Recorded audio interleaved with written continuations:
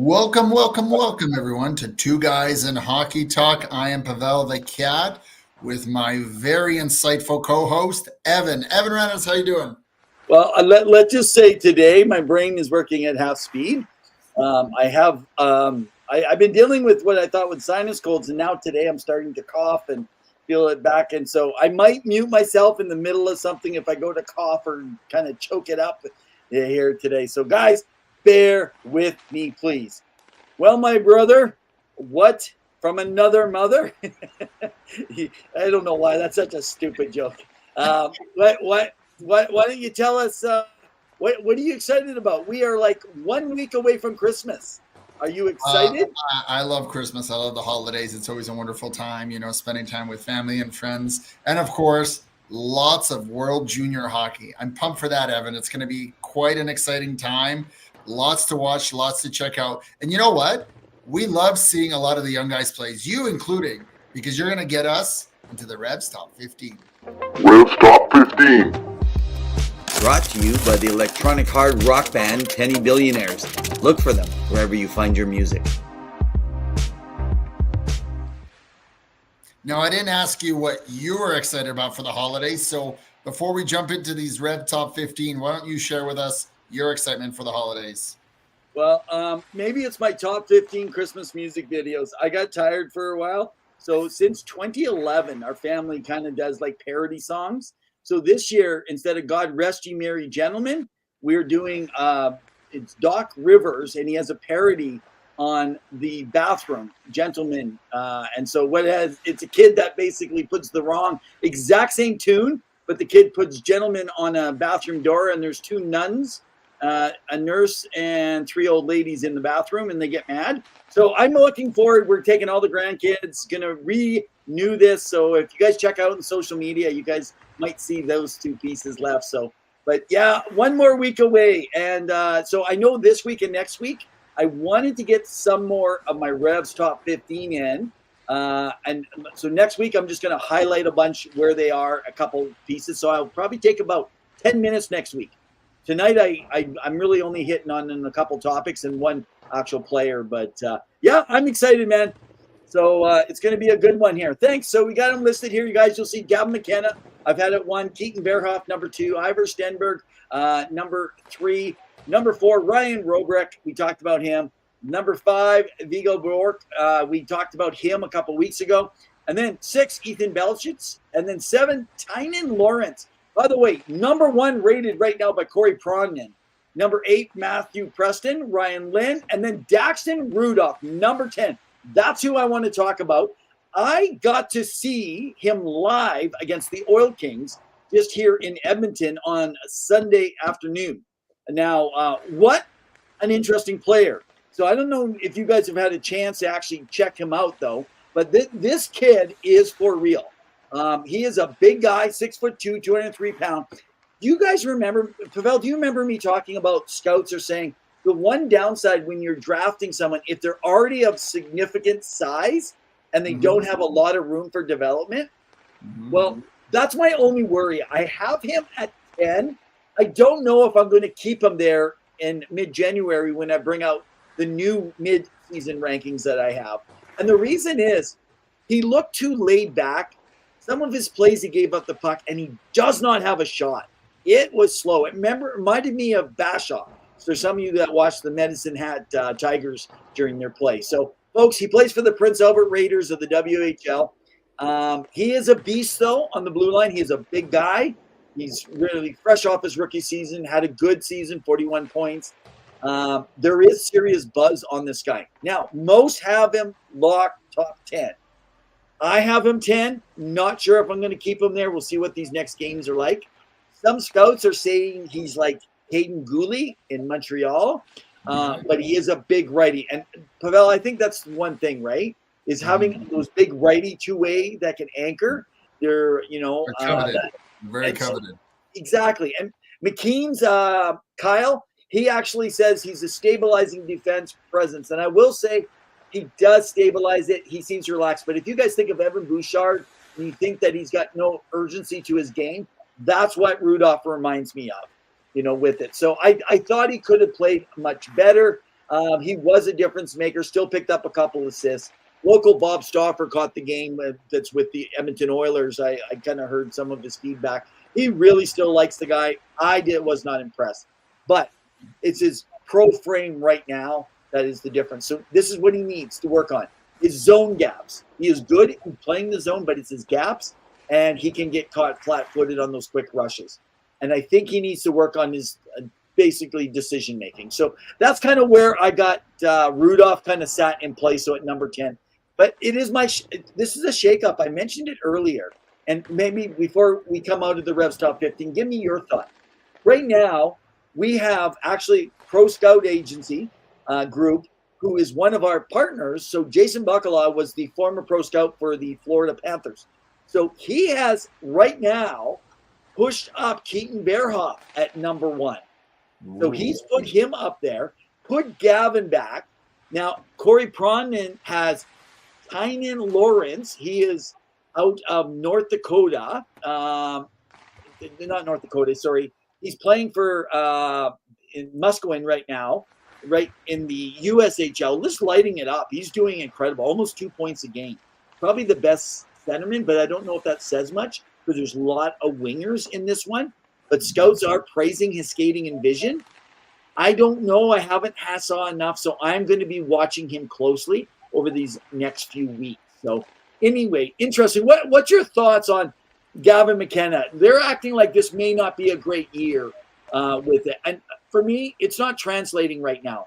He's still only 165 pounds, 6'1", and that team is not a good team. Yeah, I still think, he's the number one clear favorite to go first overall.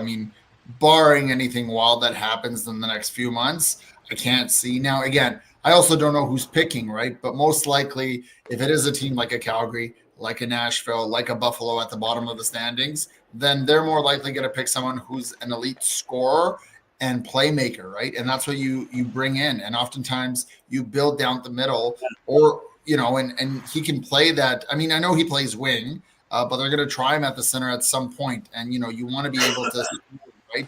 That being said, we have seen GMs take a swing off the board and go wild with a pick, just like a couple of years ago with Juraj Slafkovsky for Montreal. But they also knew what they had down the middle, which is one of the reasons why they pivoted from Shane Wright. Although, as you indicate, Shane Wright has had a good development, albeit a little slower. So, and let's remind everyone, we've hit the nail on the head on this for the longest time. Defensemen take longer to develop. You indicated earlier, Caden Gooley, he's finally coming to his own last year a little bit, and then finally this year, right? He's been injured on and off, but he's really playing to his potential. He also is a good partner, right? So when you play with elite veteranship, sometimes Mike Matheson, sometimes some of the others on the back end there in Montreal, you have an opportunity to learn. And that's what you need, right? But before you get to that point, and not everyone is a Matthew Schaefer, but before you get to that point, you got to be able to transition your game into the NHL level. And we know it's faster. There's a lot more intensity to the game.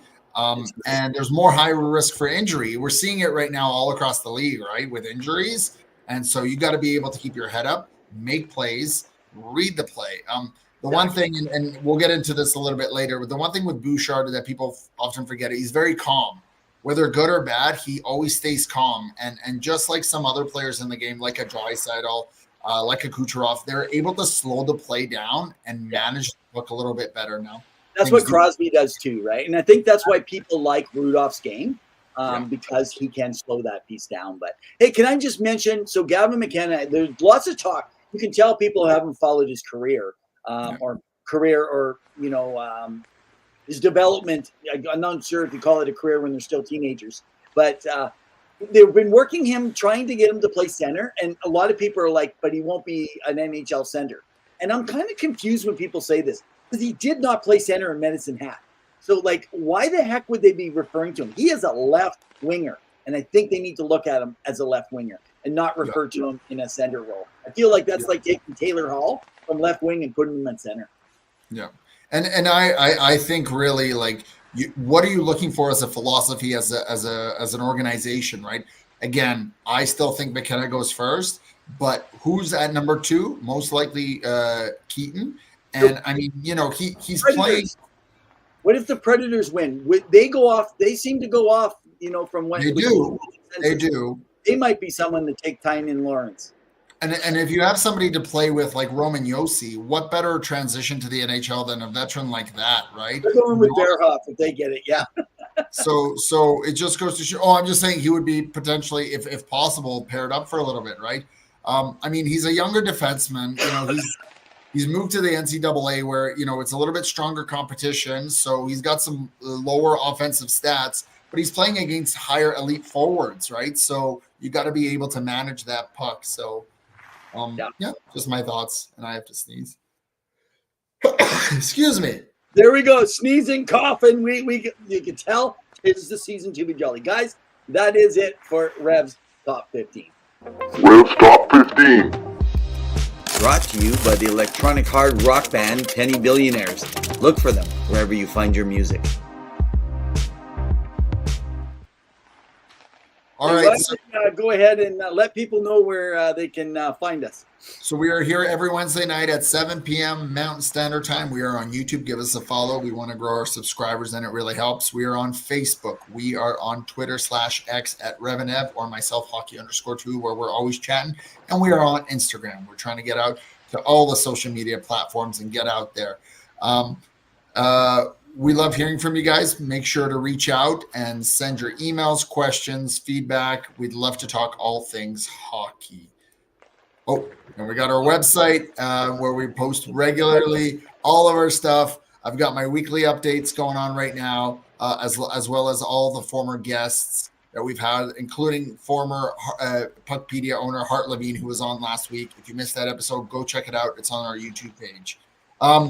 Evan, we're going to get into a little bit of the NHL news because there's been a few things on the go. So one of the things I wanted to discuss is the Red Wings. They had a big win a couple nights ago versus Vancouver. And John Gibson looks like the prime John Gibson that we all remember that they traded for, making 39 saves, getting a shutout. They win 4-0. And, barring any more changes tonight, of course, with games going on, they're tied for first in the Atlantic, which who would have thought that, Detroit would be there, especially after Todd McClellan called them out earlier this season. Now, the reason that it's important that they play Vancouver is one of the teams that has been rumored, and we love rumors here, we don't report all of them, is that they are one of the teams interested in bringing Quinn Hughes on board. And it looks like they have the pieces to do it. So I wanted to get A, your thoughts on the Red Wings run so far, and B, would Hughes be a fit for the Detroit Red Wings? I think Quinn Hughes is a fit no matter where but you could put him with Cale Makar and he's a fit. Frankly, I'm not believing it. Everything that I'm seeing in a trade offer is ridiculous. Vancouver will not be miles ahead. If I was Vancouver, you're offering me and I had some debate. So if some of you guys have argued back and forth with me on X or something like that, I'm not insulting you. I'm not telling you you're wrong. I just don't see why a franchise will take if you're going to draft 15th to 20th overall, why would he want your draft pick 15 to 20 in the next 2 years? The percentage of chance, and I've gone through this intensely, is if you specifically are drafting 15 and lower, you're already down to about a 20% chance of actually playing 300 or more games. It gets pretty low, and you get into the second rounds, and I'm sorry, but giving us good, solid players is not the same as a superstar. You got to get a superstar player out of that. Otherwise, you're not going. And I think they would make it conditional if he resigns, right? That would kind of be it. So I don't believe it. I don't know, unless you saw something you like. I have not saw a trade that I think that Vancouver would even sniff at. I think that they would be better to trade with New Jersey for a couple of their players more so than anything else. I go back to our earlier episode. I think it was episode 4 or 5 with Jamie on it, who talked about how Quinn Hughes will be traded. He predicted it first this year as a big thing. And the more and more we go into the season, the more it is. Now, Lost Trucker says, damn, quit with the trade rumors. We like to sometimes poke fun because we're talking about essentially the Detroit Red Wings. And I'm not saying John Gibson has a great season. I'm saying that game that I watched, he looked prime Gibson. It's why he got out 39 saves. He's nothing to scoff at. So just for Lost Trucker, and when we're talking about the trade rumors, yes, it's called a trade rumor, but you got to look at this guy's body language. You got to look at his answers all the time, not just once or twice. He's not looking like captain material. He's not looking like a guy that's going to get your team out of it. He's looking like a guy that's more defeated instead of just saying, hey, you know what? I'm a Vancouver Canuck, and as far as I know, this is where I'm going to be. He needs to actually stay in place. He has actually spurred this on because I actually think that he wants to see what's out there. And it's kind of like McDavid going into the offseason. He wanted to see what are the Oilers ready to do.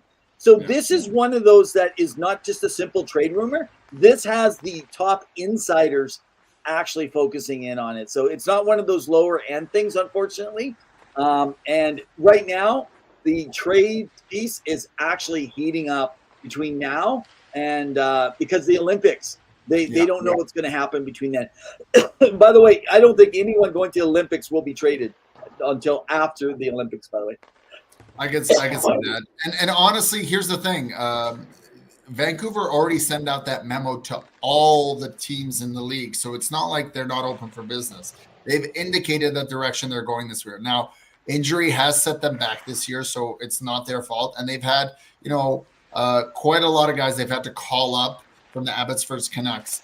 But clearly this is not their year, so they're trying to retool and reshift. And they're trying to turn it around at some point. They play hard, don't get me wrong. They're looking for a first and a prospect for Sherwood. I don't know if that's going to happen. I mean, somebody may take a bite on that. And look other than Philadelphia Flyers.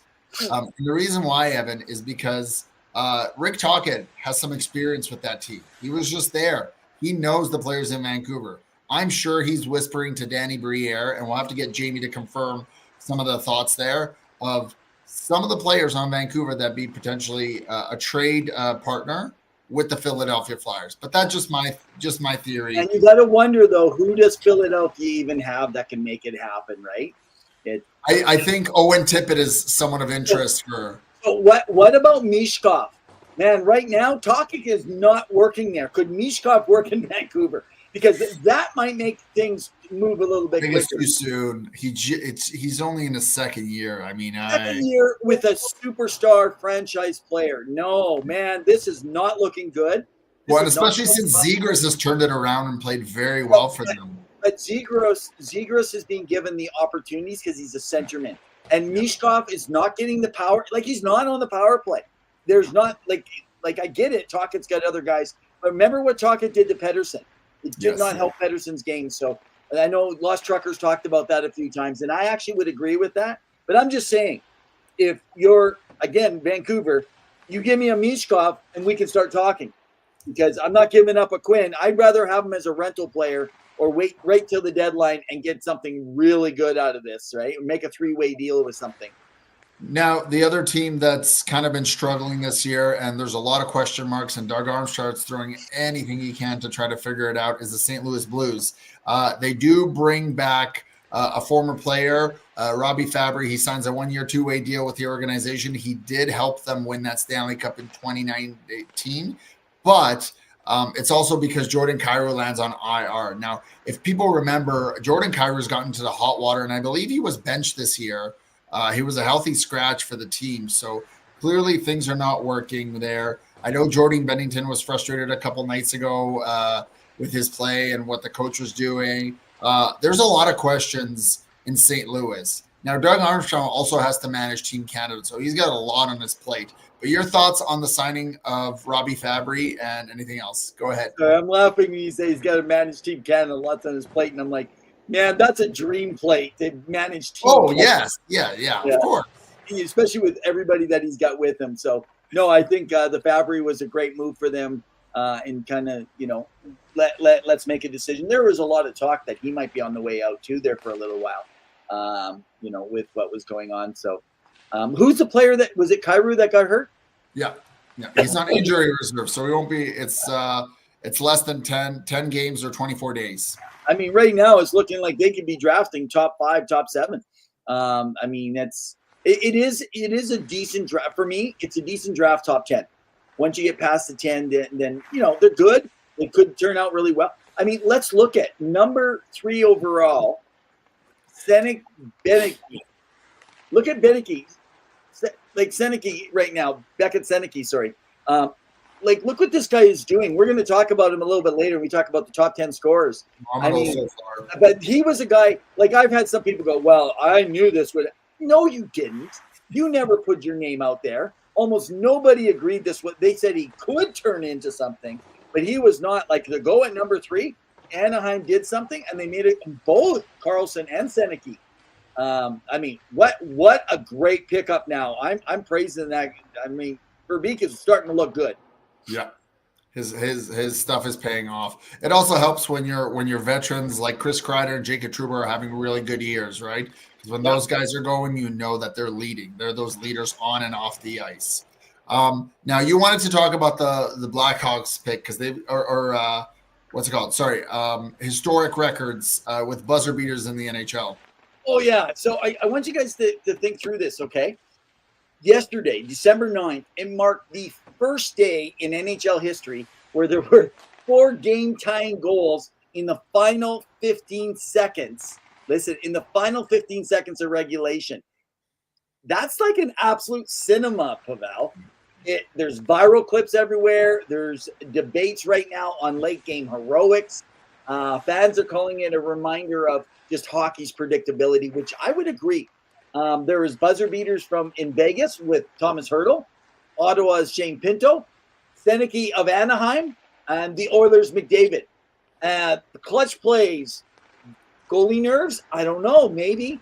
But right now the talk is all over places like ESPN, NHL.com. It's all over right now on X because hockey's really big on X. I am telling you, this is a historic moment. So if you didn't get to see these 4 yesterday, go take a look. Historic buzzer beaters, man.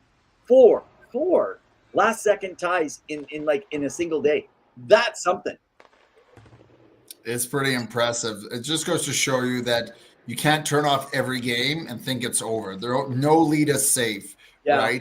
Yeah. And speaking of some elite talent that's brewing in the KHL, I wanted to highlight Alexander Zarovsky. He's a draft pick for the Montreal Canadiens in 2025th round, so pretty recent. Second round, number 34, so pretty high up there. But he is lighting it up. He's just been nominated for the KHL All-Star game that's happening in February, which should be exciting. Some names you'd recognize, like Radulov is going amongst some others, right? So some names that people would recognize that played in the NHL.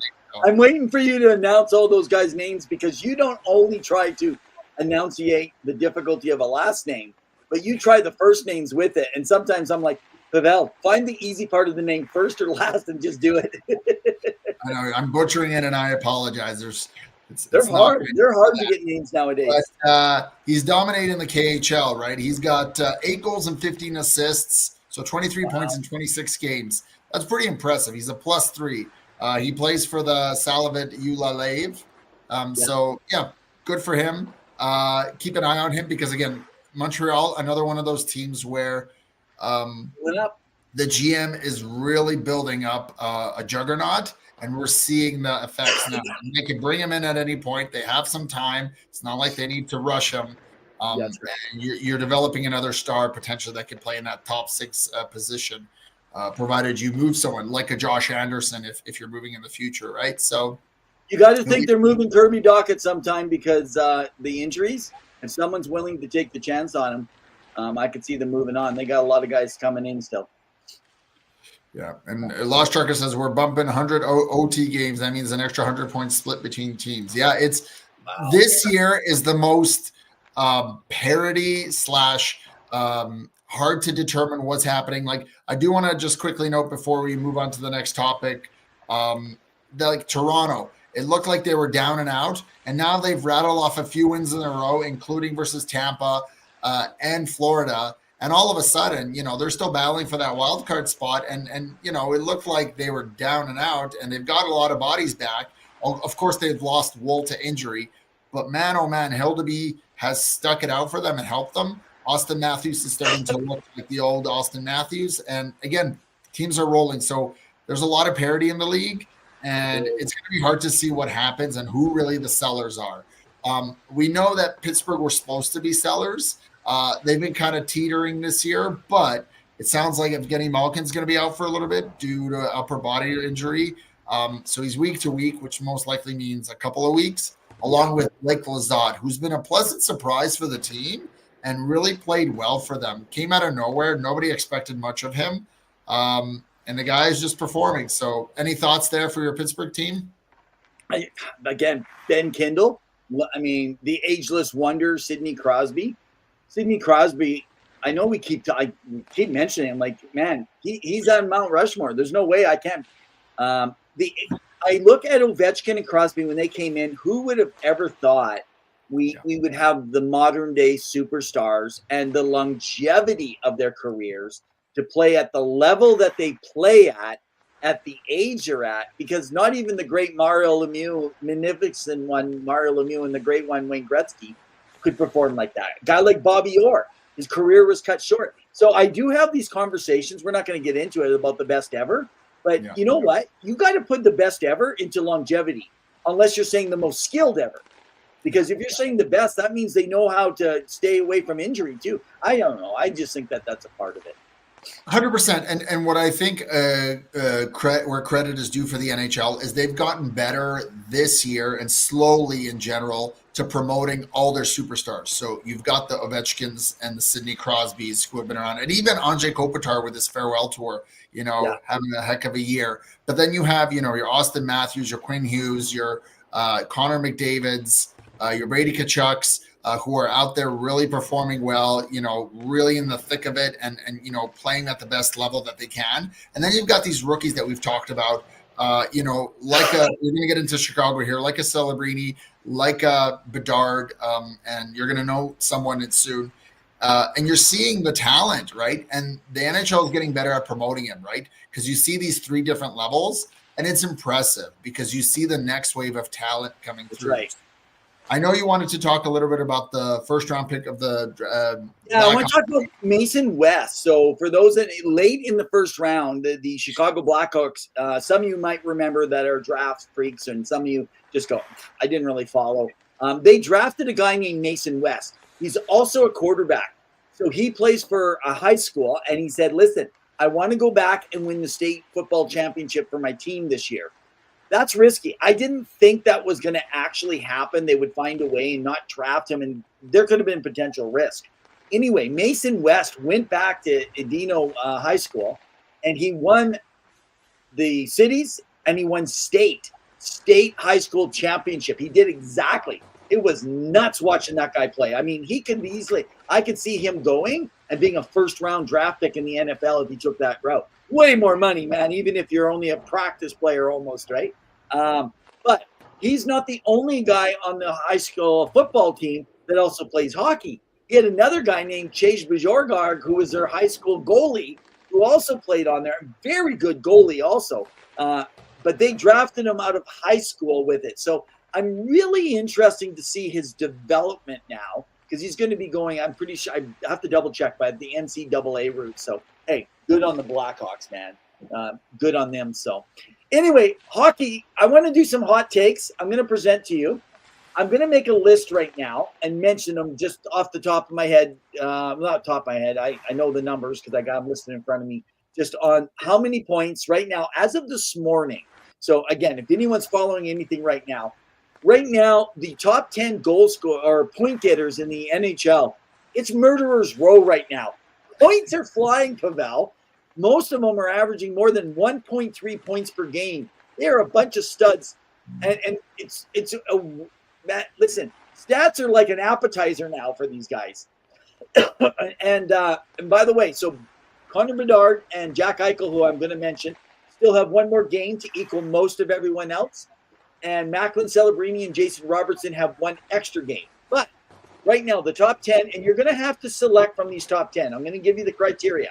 So if you're out there and you guys want to answer to, put it in the comment section as well.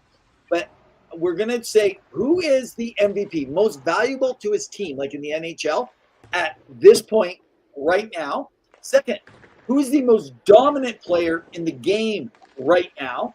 And third, Who would you build a franchise around right now? But I'm only giving you these top 10, Pawel. Okay? Okay. You got McKinnon. He's got 51 points, right? So 30 games, 51 points. McDavid is sitting at 44 points, so he's 7 points behind. Then it's close because you got Celebrini with one extra game at 43. Then you have Rantanen with 42 points. Then you have Martin Necas at 41. Connor Bedard, who still needs another game, at 40. You have Robertson, who's got one extra game at 39. Leo Carlson, I was just talking about, second overall pick, Anaheim, at 38 at number 8. Draisaitl, really quiet, sitting down at 9, but playing very good defensively. And can I just say, Pawel, he's playing with Matt Savoia and Podkolzin, guys who are not scorers, and he's still got 38 points. He's training these young players for the future. And Jack Eichel, Stanley Cup winner, Super Eichel, at 38. I call him the Golden King. Not just a golden knight, because he got what he wanted when he left Buffalo. Out of all those players, let's go first. Who do you take as your MVP that's most valuable to their team, and why? Let's start there. Well, I would say it's Leon Draisaitl for the Edmonton Oilers.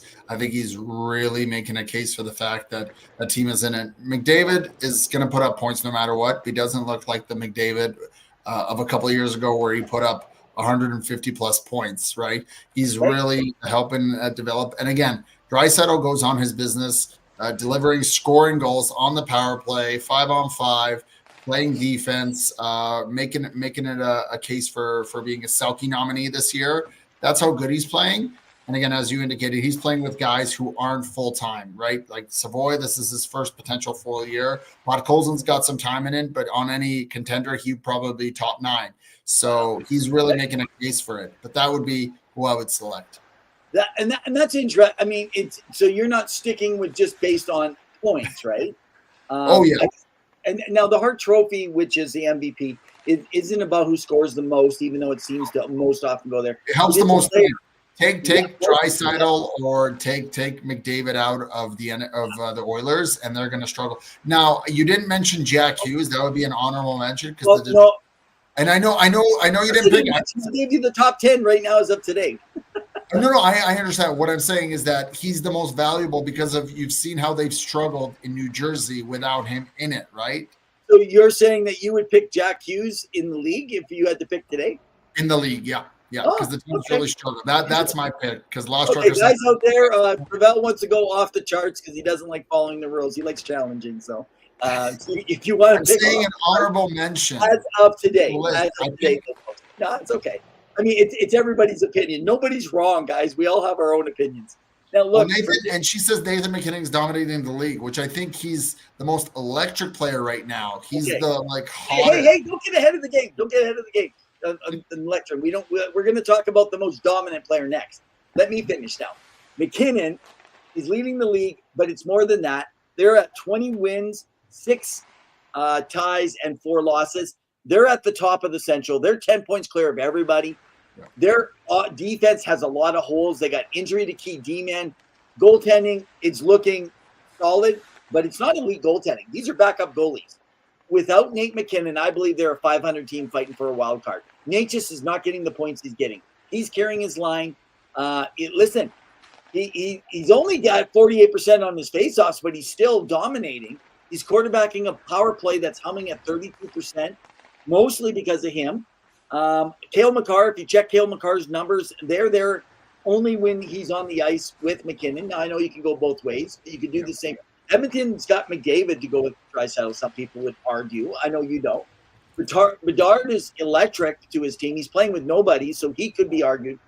But they're still rebuilding. I don't see him making the difference. Pasternak, as an honorable mention, because you did Hughes, he's sniping it for Boston, but you know what? They're still a middling team. So I go with McKinnon. But let's do what you just mentioned. Electric. But I'm calling it, who's the most dominant player of those 10 right now? And if you want, throw in an honorable mention if you think there is. I would say it's Nathan McKinnon. I think he's just dominated on all levels of the ice. If you watch some of the passes he did a couple nights ago, I know they lost in a shootout to the Nashville Predators, which was wild. But at the same time, you should have seen the passes he made to Arturi Lehkonen. It was insane. McKinnon has taken this year to another level. Now we know he can be intense, but he brings it, and he staples his game after Crosby. So he's trying to elevate his game to the level of Crosby, and you're seeing it this year. Now it's a long season, Evan. There's a lot that can change. Oh, yeah. Right now, he is my Hart Trophy nominee. He's very valuable, but he's also potentially at the point where he can win a lot of awards because of how he's playing, right? Cale Makar, of course, he has him. There's some other guys on there. He has elevated Natchez, which just helps. But I have really liked what McKinnon has brought to the thing. Okay. An honorable mention, I would say, that people don't talk about, and again, I'm going to go off the board because we talked about him last week, is Jason Robertson.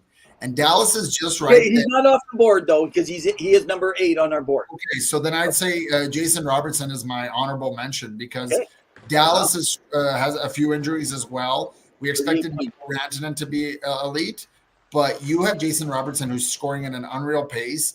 He's in a contract year, and he's making a case for being like, listen, I'm going to hold this team and try to make them competitive. And they're up there in the Central, right? They're not as good as Colorado, but they have all the pieces to potentially make another deep run. All right. So my most dominant player, totally pure, unfiltered. How is this human? Literally the human video game on ice. That crown goes still to Connor McDavid. Listen, McKinnon's output is nuts. But Connor's style, that 24 steps a second speed, his vision that can turn breakaways into assists, literally from nowhere. And the way he can dictate the tempo, just like Zill likes chess, so you're following like a chess grandmaster, right? 32 assists in 30 games, right? I mean, he's third in the league right there. He creates chaos for everyone. They don't line up to stop Draisaitl, they line up to stop him, which could be a benefit to Draisaitl. Edmonton is not as stacked, though, as Colorado for depth also. That's one thing I will say. But McDavid makes him a threat every night.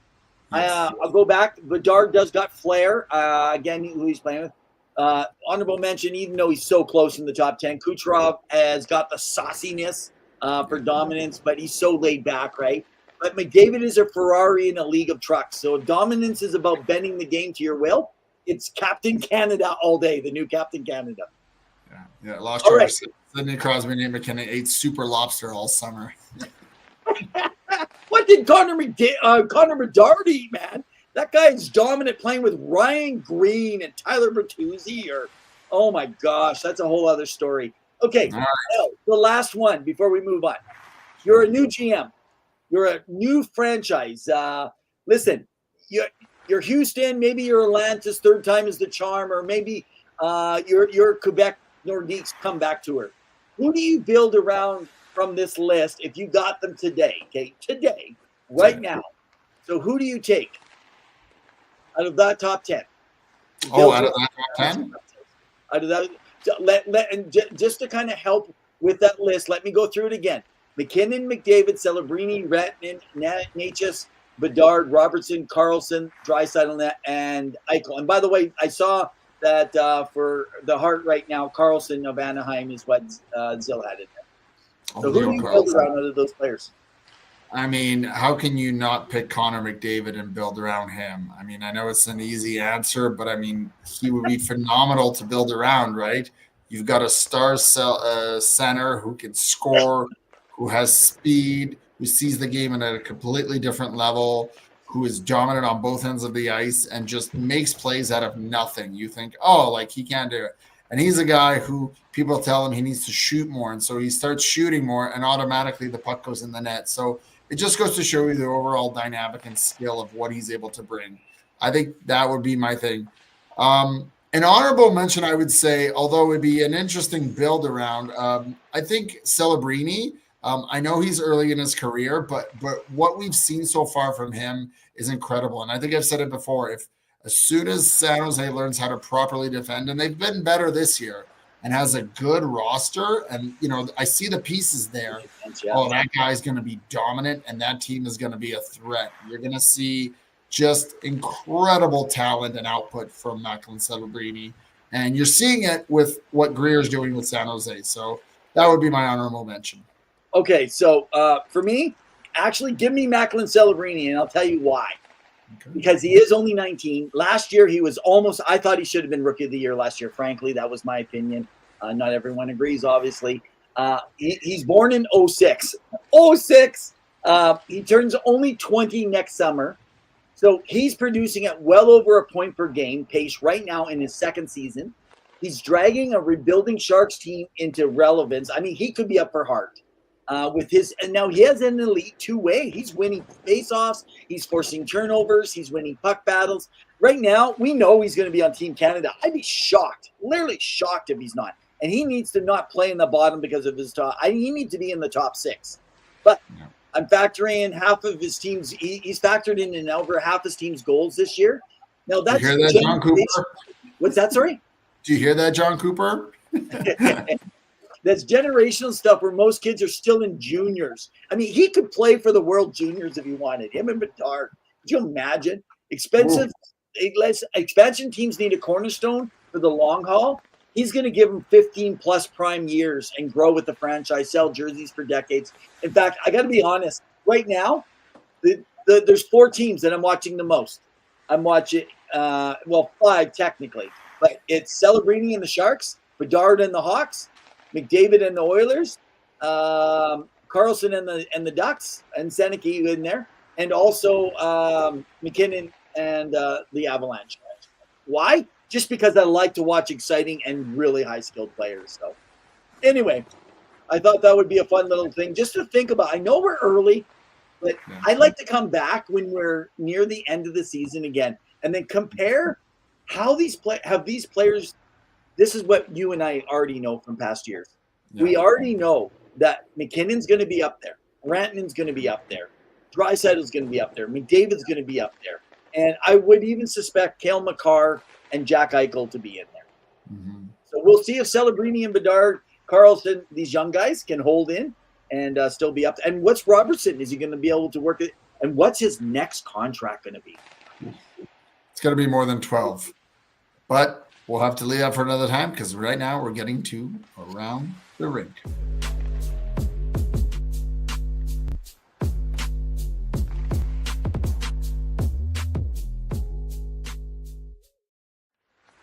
Watch me some Flow hockey, Pawel. Watch me some Flow hockey. Oh, it's fantastic. So thanks to our sponsor, Flow Hockey. If you want to check out some great hockey content, go check out Flow Hockey. Evan, we've got quite a bit of news around the rink. I first wanted to get into the PWHL. So the Boston Fleet, they were considered to being kind of a rebuilding team, like figuring it out, not going to be the best, like the Pittsburgh Penguins in the NHL. And yet they're at the top of the standings, thanks to strong defense and steady goaltending. Now, we did acknowledge some of the top players to watch, including the goaltender for Boston. So it goes to show you that anything can happen. They play, I think, the New York Sirens next. I think it's in a couple days from now, 13th or 14th of December. But it goes to show you there isn't a lot of parity in that league and that there's a lot of competition. And they're already discussing expansion. And I think it was rumored today that with Vegas potentially building some, some new facility in the area for the Golden Knights, it sounds like they may make a bid for a new PWHL team there in the rink. So it'll be interesting to see what's happening. And Lost Trucker says, yeah, Flo's giving me lots of good footage to watch. 7'1" Karmanov. So Lost Trucker has been keeping me updated. Because now I was going to start checking out in the new year, but she's been on it. So if you could do this, Lost Trucker, if you want to give a little piece sometime, just send me a long text or a note or an email or whatever you want to send it of just kind of what you're seeing, what you're thinking and stuff at some point. And we'll post it for everybody on the show because like she's watched intensely. She knows far more details than I can even give you on it. Literally, she's scouting them out and she's using guys Flow Hockey for Around the Rink. That's pretty cool. And in AHL news, it sounds like the Springfield Thunderbirds, so the AHL affiliate for the St. Louis Blues, have signed Dile Dubé to a minor league deal. He's one of the ones that was in that 2018 case. We know that Carter Hart's now played, although he's been injured as of recent.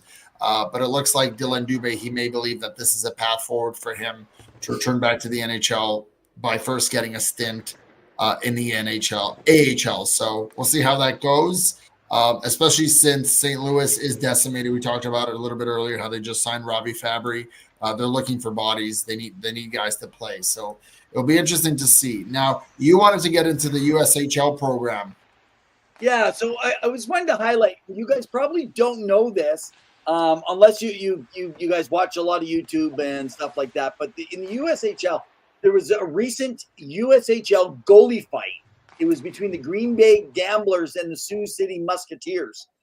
And so what actually originally started off as a line brawl in the second period escalated into one of the most intense tendy, meaning goaltenders, tilts that junior hockey has seen in years. And I'm saying junior hockey, folks. You got to go on. You can go on to YouTube and find it. Fans described it as the word epic. That's what's coming out all over social media. It was this back and forth cinema between the two. Now, I know Lost Trucker's not a fan of fights, but I got to tell you, goalie fights I'm really into them. That one where Talbot, even though he knew he'd probably lose to Smith between the Oilers and Flames, was a classic. I mean, but tensions boiled over in the game. So the Gamblers goalie, you can find it. His name is Henriquez Verche. So it's Henriquez Verche USHL goalie fight. You can look it up. But anyway, the two went at it. Helmets, blockers. They skated to center ice after, squared off, and they traded these heavy rights.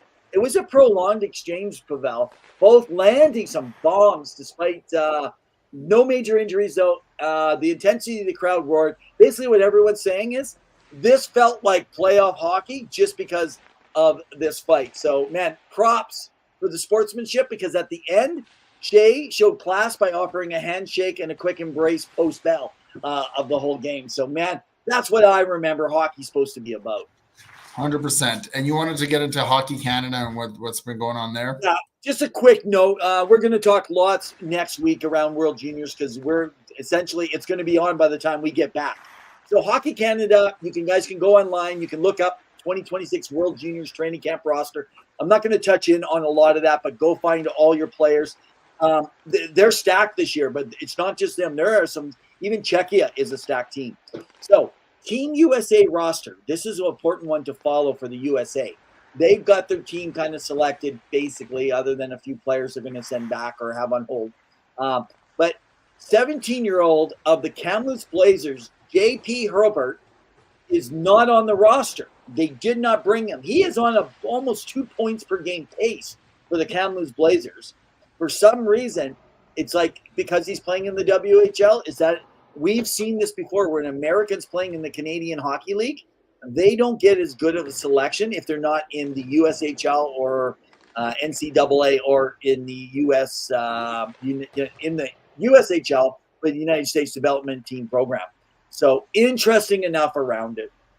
But you want to take us to the Olympics? Let's keep going. Yeah, for sure. So it's been announced that there's been some warnings given to Milan about the ice and the IIHF because the rink still doesn't seem like it's going to be completed now. There is the notion that, of course, the ice rink is going to be a little bit smaller than your typical size rink, but it's also the quality of the ice. That's what's the biggest concern right now.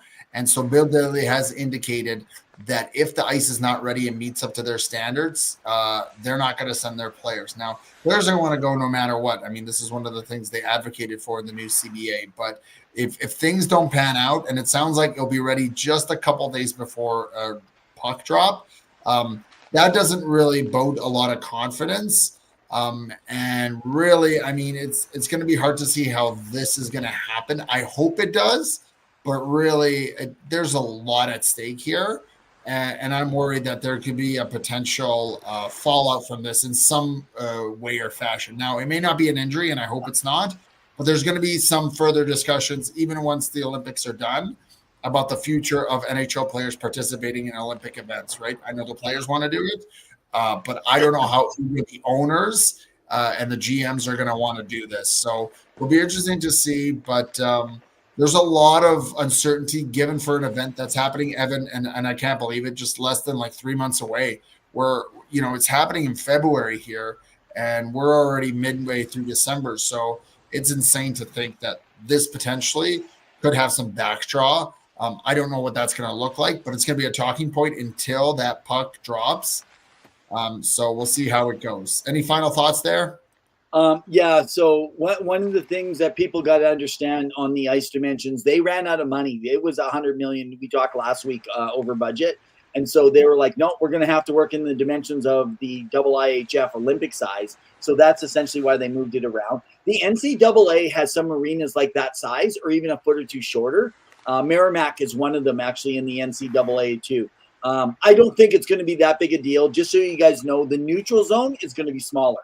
So between the blue line and the back of the goalie, like the backboards, that the offensive zones are exactly the same. It's the neutral ice area where there's going to be a shorter space. So it's going to be harder to hold players up in that little limited space. So I think the quicker, faster teams will dominate. But I'll tell you what I'm worried about. I'm worried that teams like Canada and the U.S. are going to try and take guys that can hit, thinking, oh, it's a little bit tighter. But remember, it's still wider.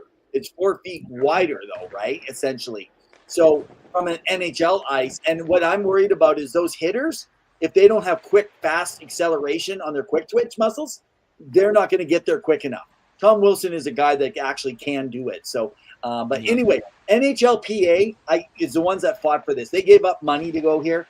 So the NHL has said that, there could be something different. The NHL cannot withdraw, even though, because they have to get the agreement and ratification of the NHLPA. And they gave up too much in their dollars to say no. They just want to go play. I don't think if it was a pond, I think the players would still go play. But you are right. It's going to affect the future negotiations of what's actually going to happen, right? So let's talk about Team USA. We got about 5 minutes to cover this. Why don't we get into it?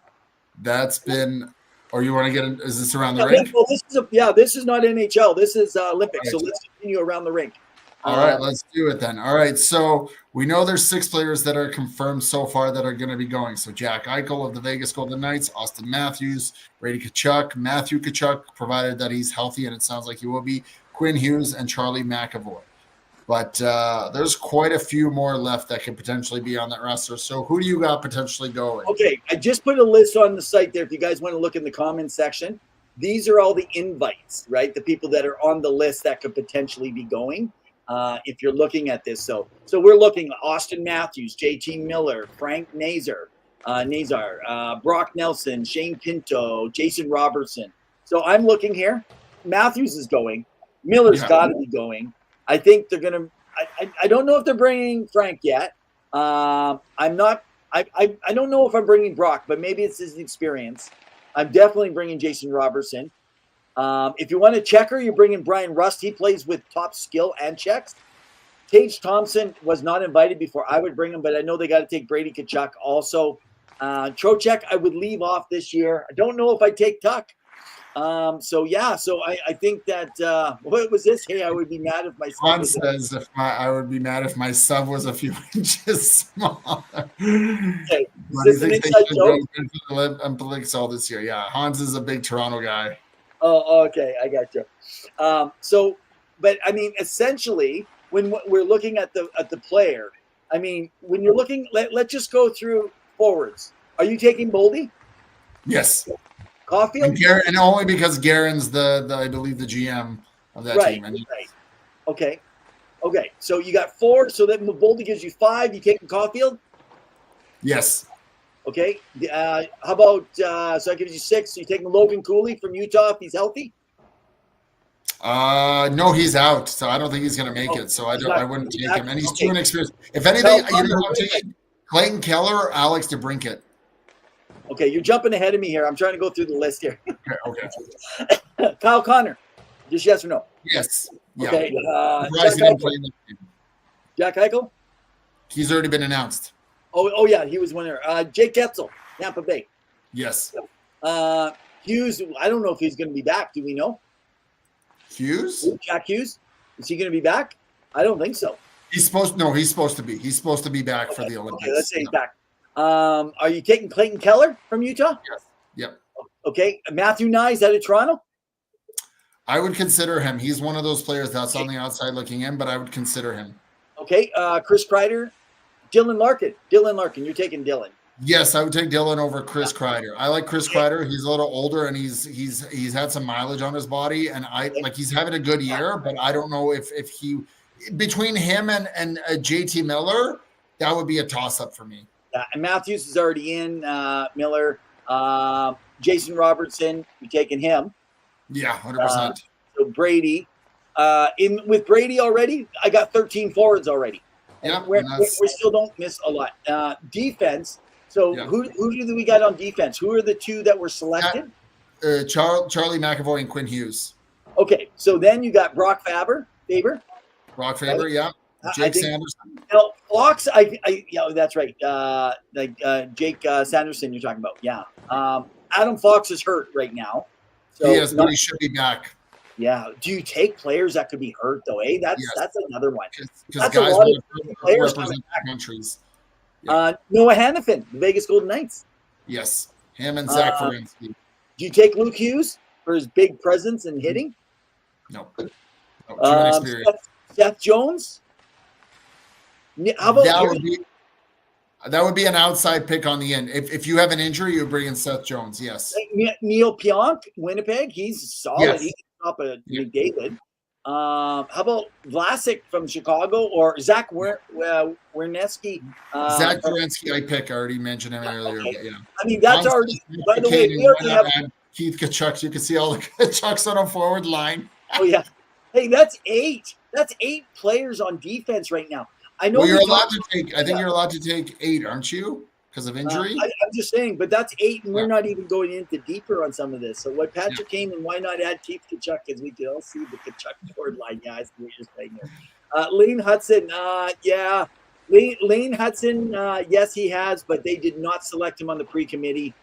He should have been. His dad made a weird video in the summer about why he wasn't picked out, or in the fall. I don't know if you remember watching it. It was very weird. His dad got he has dual citizenship too, but yeah. So hey, next week let's hit Sweden. Let's talk about Sweden. But goalies, who are you going with? Because Hellebuck's injured, and do you bring him back? No, I don't think you are going with Ottinger right now. That guy is lights out. So I go with Ottinger and Swayman or Demko. I think I go with Demko. You know what? I'm going with Swayman. He's having a good year now. He's really. Yeah. I go with Swayman as my backup. And Demko, I take. Likely he's your third and not playing, provided nothing changes. But I would go with Hellebuck, Ottinger, and Swayman. I like Demko. You don't go with the cord though, man. You don't go with the cord. Watching Everton annihilate him, and that's just NHL. Wait till you get to the best of the best in the world, right? With it. So. I think that Team USA is the team to beat, barring injury. Right? I'm saying barring injury. And I really think that they have a lot of potential for a lot of great players. Sweden? For USA. You think that they're the team to beat based on their overall strength? Overall, if healthy, all across top to bottom, right? I think Canada wins it hands down if they had goaltending, but their goaltending is like, and that's why. So guys, that's my consideration. That has been.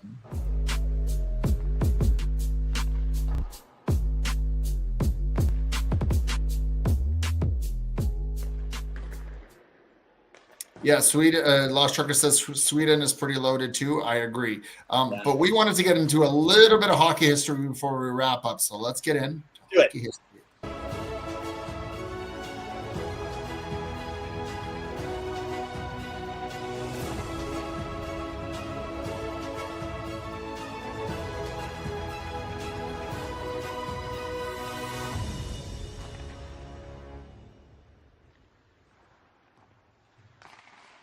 You guys got to follow the Pro Hockey Group, guys. They sponsor this segment. That's with Jason Bacala, the head scout for them. If you go to their site, they work with Puckpedia as well.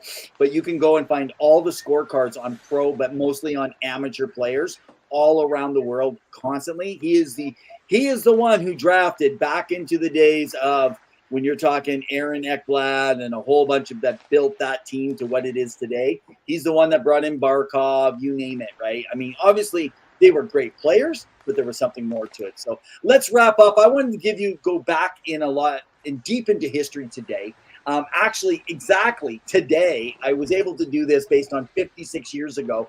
I was like thinking it wouldn't line up, but it does to make it more interesting. I want to rewind to 1969. This is a year before I was even born.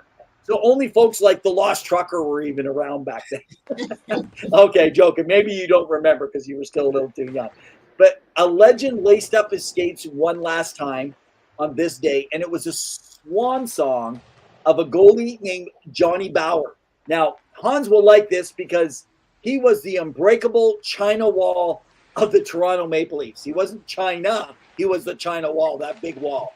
Now, I want to take you guys back because it was a Wednesday night. Like, talk about history at the iconic Montreal Forum of the Habitants. That's the Montreal Canadiens. It's electric.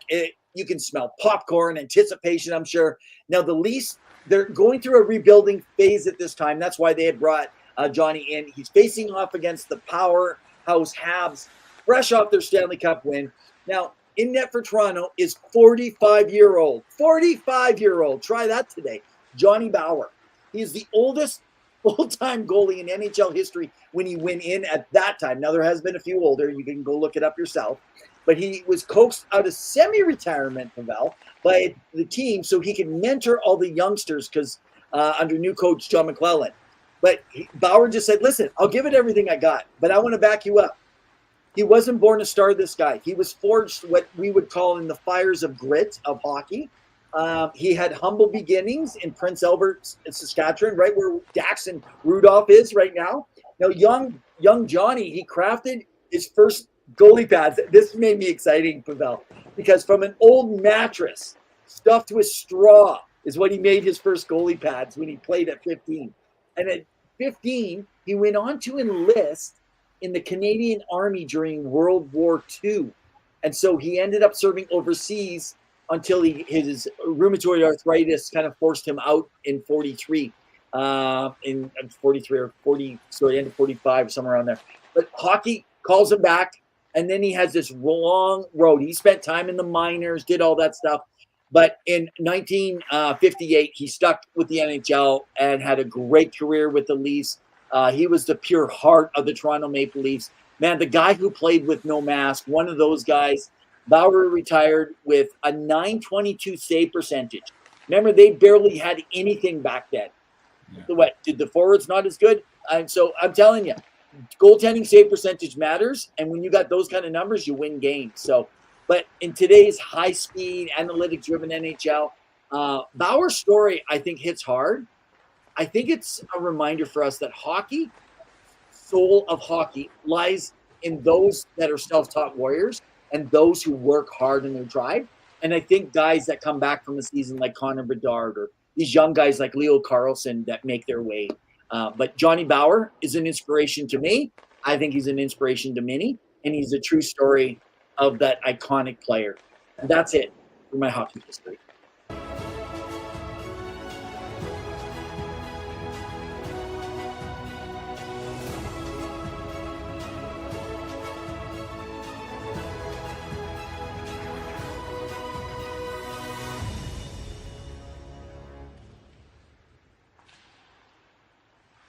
That's a great story. So let us know, guys, your favorite historical NHL player. Give us a comment. But we are at the end of our show. Another great episode of Season 7, Episode 14 of Two Guys in Hockey Talks. One left. That's all we got before Christmas.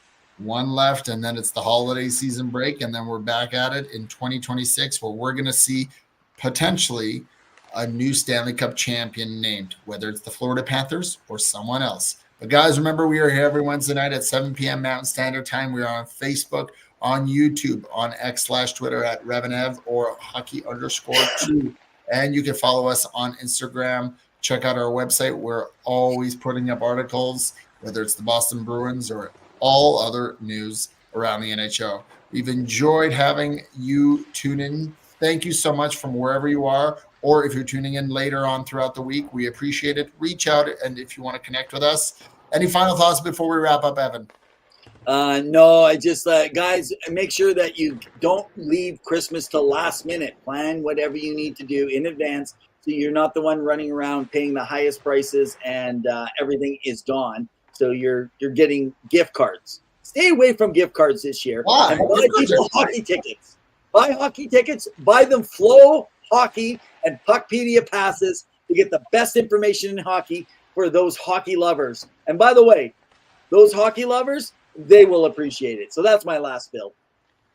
All right. Well, on that note, thank you again, once again, for tuning in to tonight's episode. And as always, as we say, In the meantime, guys, and in between time, keep your sticks on the ice. Stay safe. Have a good night. cheers.